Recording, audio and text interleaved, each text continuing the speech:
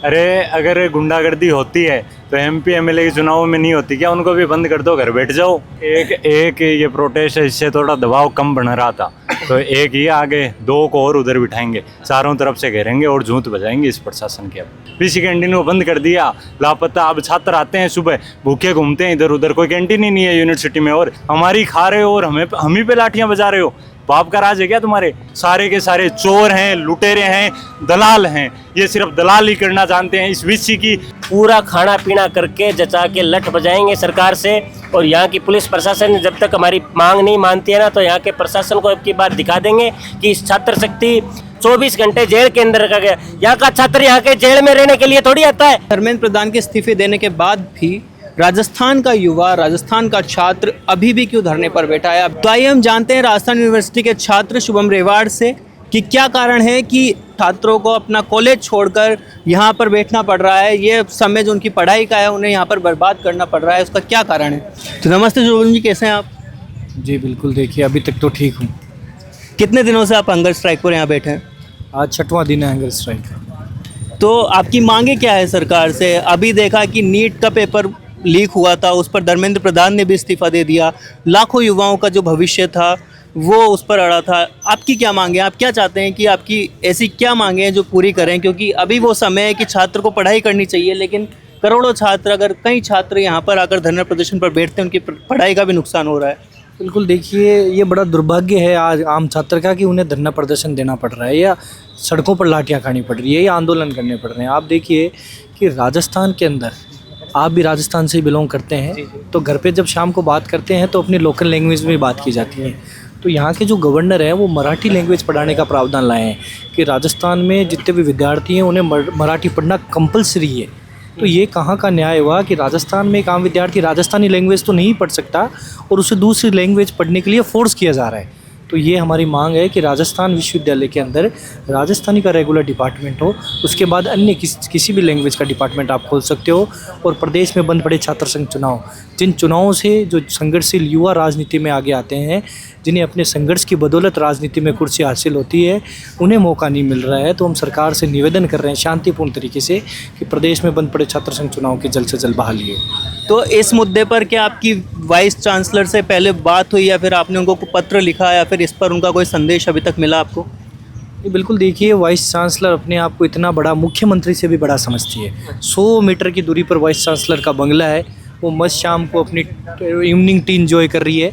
लेकिन उसके बराबर 100 मीटर में एक विद्यार्थी जो 6 दिन से आमरण अनशन पर बैठा है। तो ये तानाशाही जो चल रही है आज देश में, तो उन्हें आज चेता देना चाहेंगे कि अगर आप जल्द से जल्द हमारी मांगें नहीं मानते हो, पूरी करते हो, को किस तरह के हालात दिल्ली में पैदा किए थे, पूरे देश में जैन जी ने पैदा किए, उससे उस तरह के हालात राजस्थान विश्वविद्यालय में हम लोग पैदा कर देंगे। तो इतने दिनों से आप अनशन पर बैठे हैं, तो सरकार की तरफ से या फिर किसी और की तरफ से आपकी कुछ वार्ता आपसे करने की कोशिश की, बातचीत करने की कोशिश अभी की है सरकार की तरफ? ये बिल्कुल, देखिए सरकार की तरफ से राज्यपाल महोदय हमें गुमराह कर रहे हैं ऐसे लेटर निकाल कर कि हम राजस्थानी के अध्ययन केंद्र यहाँ खोलेंगे। इनमें से 3 यूनिवर्सिटीज़ ऐसी है जिनमें रेगुलर डिपार्टमेंट है राजस्थानी के, फिर अध्ययन केंद्र की कहाँ आवश्यकता है? हम चाहते हैं कि रेगुलर डिपार्टमेंट यहाँ खुले ताकि एक आम विद्यार्थी राजस्थानी लैंग्वेज में पढ़ सके, लिख सके, बोल सके, बात कर सके। तो आने वाले समय में आप इस मूवमेंट को किस ओर ले जाना चाहते हैं? मान लीजिए सरकार अगर आपकी नहीं सुनती, जैसा दिल्ली में संसद की तरफ मार्च स्टूडेंट्स ने किया, तो आपको क्या लगता है कि आने वाले समय में आप भी कुछ ऐसा करने का सोच रहे हैं? बिल्कुल, अगर मांगे नहीं मानी गई शांतिपूर्ण तरीके से, तो जो हालात दिल्ली में हुए थे, जो हालात पूरे देश में हुए थे, वो हालात आपको जल्द यहाँ देखने को मिलेंगे। गवर्नर हाउस का घेराव करेंगे, विधानसभा का घेराव करेंगे, तमाम युवा सड़कों पर उतरेंगे और इस लड़ाई को मजबूती से लड़ेंगे। लेकिन इसमें एक जो बहुत बड़ा सवाल है वो ये है स्टूडेंट्स का। यहाँ पर इतने सारे स्टूडेंट्स बैठे हुए हैं, सबसे बड़ा नुकसान उनकी पढ़ाई का हो रहा है। तो आपको क्या लगता है कि अभी इस मुद्दे को इतना बड़ा बढ़ाना चाहिए, और साथ में जो इनकी पढ़ाई का नुकसान हो रहा है इसकी कैसे भरपाई आगे हो पाएगी? देखिए, पढ़ाई से बड़ा नुकसान देखिए ना, आप युवाओं का किस तरह अपने संस्कारों से दूर कर रहे हैं, वो सबसे बड़ा नुकसान है। आने वाली पीढ़ियों का नुकसान ये लोग कर रहे हैं। तो अगर अभी हमने ये लड़ाई नहीं लड़ी तो कल को ये पछतावा होगा कि उस समय अगर हम बोल लेते तो आज ये दिन देखने नहीं पड़ते। तो राजस्थान में आप देख रहे हैं कि छात्र किस तरीके से धरने पर बैठे हैं, और सिर्फ एक वजह से कि छात्र संघ चुनाव हो सके। और भी इनकी मांगे हैं, तो आइए इनसे जानते हैं कि इनकी क्या मांगे हैं, कि क्यों इनको पढ़ाई छोड़कर यहाँ पर धरने पर बैठना हो रहा है।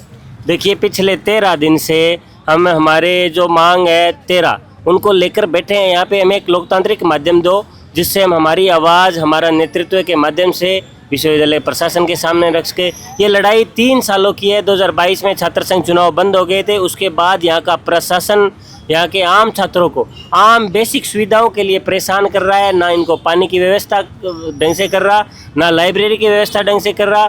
उसके साथ साथ जो चिकित्सालय है उसमें ना डॉक्टर बैठते, ना हमारा स्विमिंग पूल खुला, और स्पोर्ट्स कॉम्प्लेक्स के अंदर भ्रष्टाचार हो रहा है। वहाँ का प्रशासन बच्चों से, यूनिवर्सिटी के बच्चों से 500 रुपए की वसूली कर रहा है। उसके साथ साथ तमाम जो आम बेसिक मांगे हैं उनको पूरा नहीं कर रहा। जहाँ बात आती है इनकी सवाल उठाने की, हमारे आवाज़ उठाने की, तो तब हम बात रखने हमारी प्रशासन के सामने जाते हैं, तब वो हमें बोलते हैं कि आपके पास क्या अधिकार है।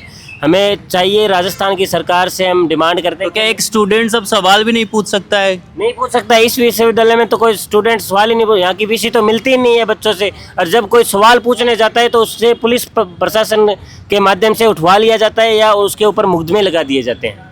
लेकिन सरकार का एक तर्क कई बार रहा है कि जब भी चुनाव होते हैं तो उसमें गुंडागर्दी और अलग अलग तरीके के छात्र संघ के लोग इस तरीके की चीज़ें करते हैं, तो इसमें आपका क्या कहना है? अरे अगर गुंडागर्दी होती है तो एमपी एमएलए के चुनाव में नहीं होती क्या? उनको भी बंद कर दो, घर बैठ जाओ, क्यों चला रहे हो भाई? अगर आपको देश चलाने के लिए चुनाव चाहिए तो यूनिवर्सिटी में स्टूडेंट्स को अपने राइट मनवाने के लिए एक स्टूडेंट रिप्रेजेंटेटिव नहीं चाहिए क्या? देखिए, तमाम चीज़ों को लेकर छात्र संघ चुनाव, छात्रों के जो आम गांव ढाणी से छात्र आते हैं जो खुद को रिप्रेजेंट नहीं कर पाते, उनके लिए छात्र संघ चुनाव ही माध्यम है अपनी आवाज़ को बुलंद करने का। तो छात्र संघ चुनाव के अलावा भी और क्या मुद्दे हैं जो आप इस प्रदर्शन में? ना। देखो, छात्र संघ चुनाव तो हमारी मुख्य मांग है। इसके अलावा हमारी मांग है 75% जो उपस्थित है विश्वविद्यालय के अंदर, तो सिर्फ कागजों के अंदर है, जो ज़मीन है उस पर बिल्कुल नहीं है। उसके अलावा हमारे स्विमिंग पूल जो बंद है 3 वर्ष से पिछले, कैंटीन नहीं है यहाँ पे। इससे राजस्थान का सबसे बड़ा विश्वविद्यालय, लेकिन कैंटीन नहीं है, ठीक है। और जर्जर जो इमारतें हैं उनकी मरम्मत की जो हमारी मुख्य मांग है, और भी कई प्रकार की 13 मुख्य मांग है हमारी। तो अभी तक आपको सरकार की तरफ से या फिर वाइस चांसलर की तरफ से कोई बातचीत हुई है या फिर कुछ? नहीं जी, वो बाहर ही नहीं आना चाहती। उनसे बात करके क्या मतलब? उनके पास अगर जाते हैं, हम हमारे समस्याओं को, हम हमारे जिन भी साथियों को समस्या है उन सबको हम लेके जाते हैं तो वो बाहर आती नहीं है। हमारे साथ धक्का मुक्की की जाती है, हम पे लाठियाँ बरसाई जाती है, पर हमारी कोई भी बात का हल नहीं निकला आज तक।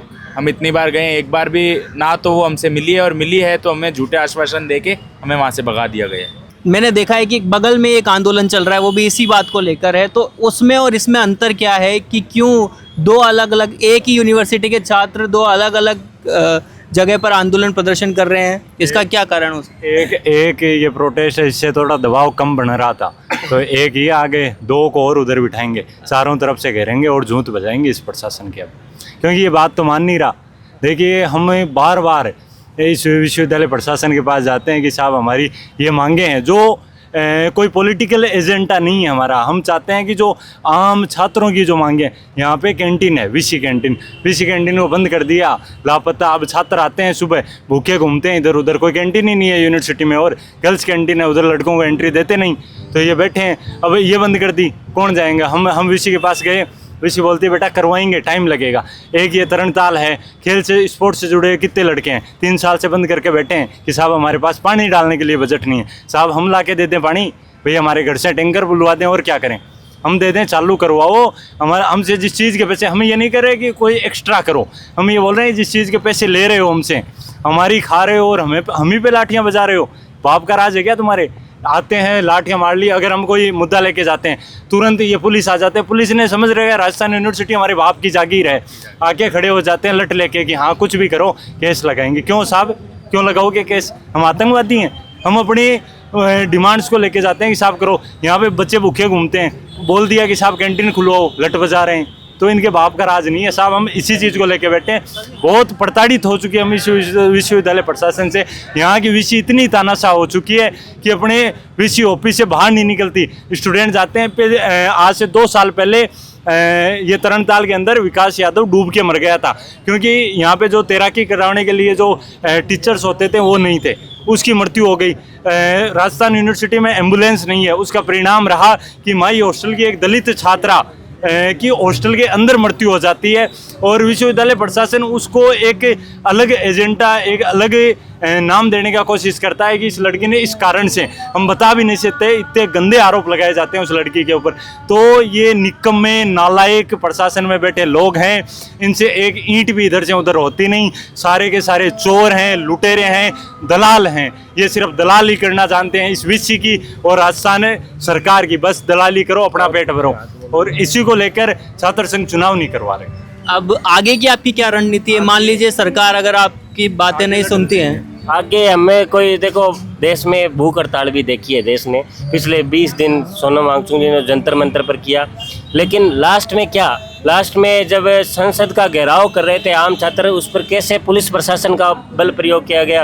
अब यहाँ पे भी हमें पूरा खाना पीना करके जचा के लठ बजाएंगे सरकार से, और यहाँ की पुलिस प्रशासन जब तक हमारी मांग नहीं मानती है ना, तो यहाँ के प्रशासन को अब की बात दिखा देंगे कि इस छात्र शक्ति पढ़ना लिखना नहीं जानती, अपने एक और अधिकार के लिए लड़ाई भी लड़ना जानती है। पर आपको क्या लगता है कि आप देश के युवा हैं, छात्र हैं, आप देश को क्या संदेश दे रहे हैं? जो नए छात्र आ रहे हैं, अगर आप ये बात करते हैं कि हम लठ बजाएंगे या फिर हमारे बल का प्रयोग करेंगे, लेकिन क्या आपको लगता नहीं कि महात्मा गांधी का रास्ता या फिर जो इन्होंने जितने भी रास्ते दिए हैं, क्या वो सब खराब है? आप चाह रहे हैं कि आपके जो युवा छात्र जो आ रहे हैं, आप क्या उनको वायलेंस सिखाना चाह रहे हैं? क्या इसके और कोई तरीके नहीं है? आप बताइए, राजस्थान विश्वविद्यालय में छात्र संघ चुनाव को बंद कर लोकतंत्र का गला जो घोटा इस प्रशासन ने और इस सरकार ने, और जब हमारी बात, हमारी मांग को लेकर जाते हैं तो यहाँ का प्रशासन, पुलिस प्रशासन का बल प्रयोग कर हमें दबाने की, हमें डराने की कोशिश करता है। हमने पिछले 13 दिन से शांतिपूर्वक बिना कोई वायलेंस के यहाँ पे धरने पर बैठे, तो भी हमारी बात नहीं सुन रहा। कोई यहाँ पे भूख हड़ताल करता है, उसकी भी कोई बात नहीं सुनता, तो लास्ट में करे क्या, आम छात्र करे क्या? अब हम जब इनसे बोलते हैं कि हमारी मांगे मान लो भाई, ये बात है बिल्कुल बेसिक नीड्स है, हमारी कोई पर्सनल मांग को लेकर तो लड़ते नहीं है हम। हमारे जो 26,000 28,000 जो स्टूडेंट है रेगुलर, उनकी जायज़ मांगों को लेकर यहाँ पे बैठे हैं शांतिपूर्ण तरीके से, गांधीवादी तरीके से। अगर बात नहीं मानते हैं ये, तो प्रशासन को हम घेरने का काम करेंगे। तो उस टाइम हम कोई वायलेंस नहीं क्रिएट करते, यहाँ की पुलिस, यहाँ का प्रशासन उकसाता है हमें, हम पर लाठी चार्ज करता है, तो वो एक उससे बचाव तो कर सकते हैं या लाठियाँ खा ले। आप पे लाठीचार्ज कब हुआ था आखिरी बार? लाठीचार्ज 2 महीने पहले सिंडिकेट की मीटिंग थी, उसमें हम स्विमिंग पूल की खुलवाने की बात को लेकर एक ज्ञापन देने के लिए गए थे, उसमें हमारे ऊपर बल का प्रयोग किया गया, लाठीचार्ज कर हमें 24 घंटे जेल के अंदर रखा गया। यहाँ का छात्र यहाँ के जेल में रहने के लिए थोड़ी आता है, पढ़ाई लिखाई करने आता है, अपना सर्वांगीण विकास कराने के लिए आता है। यहाँ का प्रशासन ऐसी माहौल क्रिएट करता है कि उसको यहाँ का जेल का रास्ता देखना पड़े, पुलिस प्रशासन के साथ भिड़ने का रास्ता देखना पड़े। यहाँ का प्रशासन ऐसे माहौल क्रिएट करता है जिससे छात्र को यहाँ पर हिंसक गतिविधियाँ यहाँ का पुलिस प्रशासन ही क्रिएट करता है, ना कि यहाँ का कोई आम छात्र ऐसी गतिविधि क्रिएट करता है। देश का युवा देश का भविष्य होता है, लेकिन जब यही युवा, यही छात्र अगर इस तरीके से धरने पर बैठता है तो फिर देश का क्या होगा? ये अपनी बिल्कुल छोटी छोटी मांगों को लेकर यहाँ बैठे हुए हैं। चुनाव कराए जाए, यहाँ पर जो कैंटीन है वो वापस सुचारू हो, यहाँ का जो स्विमिंग पूल है उसका ट्रेनर इनको मिले, इसके लिए इनको धरने पर बैठना पड़ रहा है। इनकी पढ़ाइयाँ खराब हो रही है, लेकिन सुनने को अभी तक कोई तैयार नहीं है। 13 दिन से बच्चे धरने पर बैठे हैं, कुछ लोग 4 या 5 दिन से हंगर स्ट्राइक पर बैठे हैं। बच्चे तो हंगर स्ट्राइक पर बैठे हैं, लेकिन अभी तक कोई सुन नहीं रहा है। अब आपकी इस मामले में क्या राय है, आप हमें कमेंट बॉक्स में ज़रूर बताएं, और ऐसी अपडेट्स के लिए देखते रहें द फैक्ट इंडिया। अपना पॉडकास्ट शुरू करना चाहते हैं और चाहते हैं कि पहले दिन से उसे लाखों लोग देखें, तो अब ये पॉसिबल है जयपुर में। जयपुर का सबसे तेजी से बढ़ता हुआ digital news channel the fact India आपके पॉडकास्ट को वर्ल्ड क्लास बनाने के लिए जयपुर के बीचों बीच श्याम नगर में लाया है world class podcast setup, green screen setup, उसे शूट करने के लिए best state of the art facilities, editor से लेके लाखों फॉलोअर्स और करोड़ों वाली रील्स वाला यूट्यूब चैनल, और ये सब आपको एक ही जगह पर मिलने वाला है। तो पूरी जानकारी के लिए आज ही व्हाट्सएप कीजिए इस नंबर पर।